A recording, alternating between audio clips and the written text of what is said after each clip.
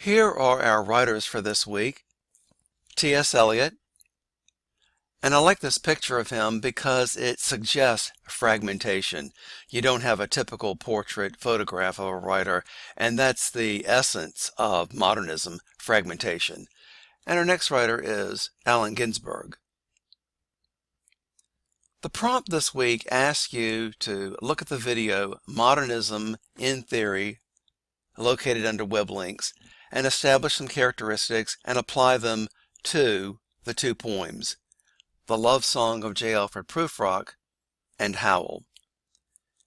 Here are the characteristics. Break with traditional styles of poetry, verse, and prose. Number 2, things made new. Overturn traditional modes of representation. Number 4, new sensibilities, thoughts, and ideas.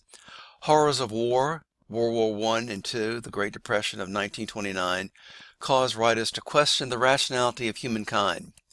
Point 6, distrust of the power of religion and any other institution. Number 7, rejected notion of absolute truth. Number 8, the writers were self-aware, Eliot mentioned as an example. Number 9, they were introspective. Number 10, looked at the darker aspects of human nature. 11, they used unreliable narrators. Number 12, they used the stream of consciousness point of view. Things were jumbled, non-linear. Faulkner and Joyce are the best examples of that. Number 13, some poems are precise, brief, and use free verse, Ezra Pound used as an example. And of course, precise and brief I don't think apply to the poets for this week. 14, the writers were disillusioned and cynical.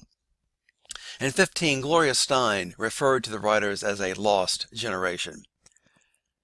Remember, the prompt was to look at the video, Modernism in Theory, come up with some characteristics and apply them to the poems. I'm not sure that many people or everybody looked at the video because in some of the essays it was never mentioned. I thought it was also interesting that of the 15 characteristics that I gleaned from the video, the two most often repeated in the essays were number 12 and number 13.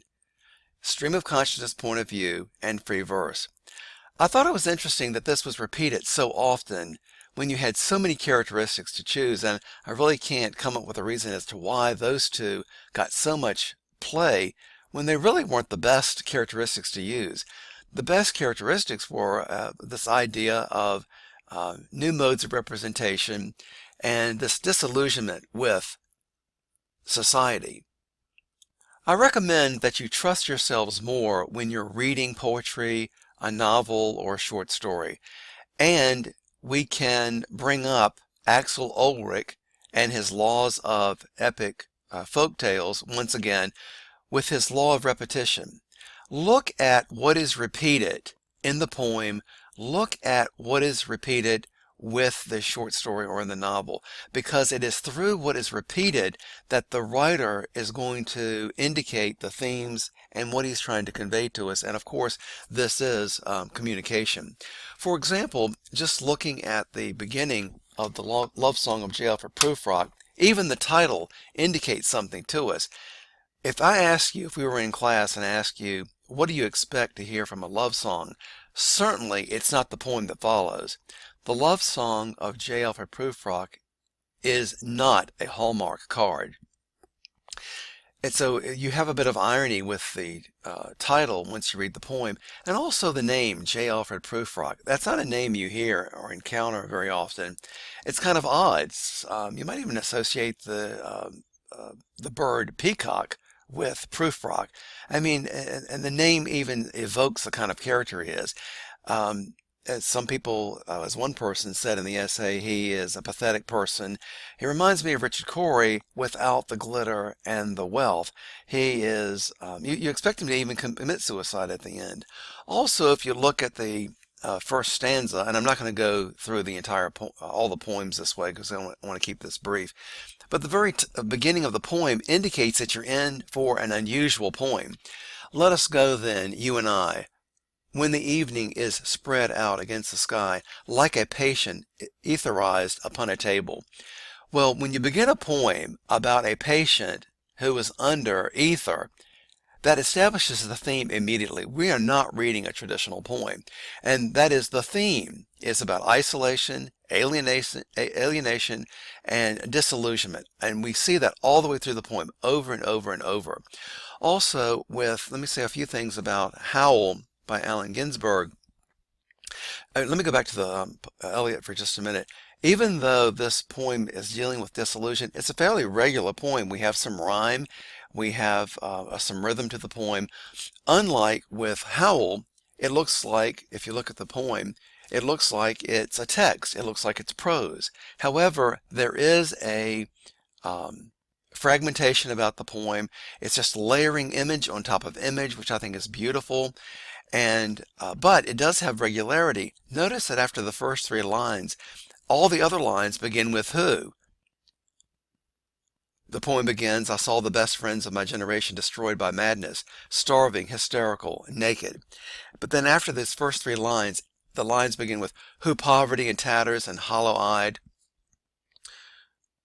who bared their brains to heaven, who were expelled, who got busted. All the way through the poem, you have that regular clause.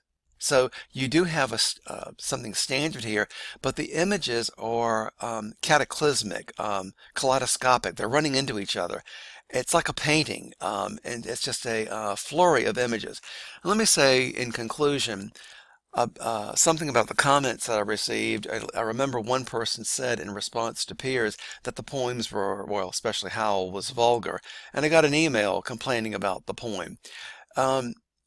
This is reality, and that's what art does. Art throws things into our face and makes us see things in a certain way. And if you're offended by a poem like Howl, then you're not paying attention to the world around us, which to me, even though these poems are written back in the 50s and the 60s, we are encountering the same kinds of things every night on the news. And all the words that I read in Howl, I have heard or seen repeated on reality TV. So yes, the writers want us to be offended. The writers want us to see things in a certain way. That's what art does. Art is not pretty. Art is not nice. Art is not neat. And that's what the literature is about. Thank you for listening.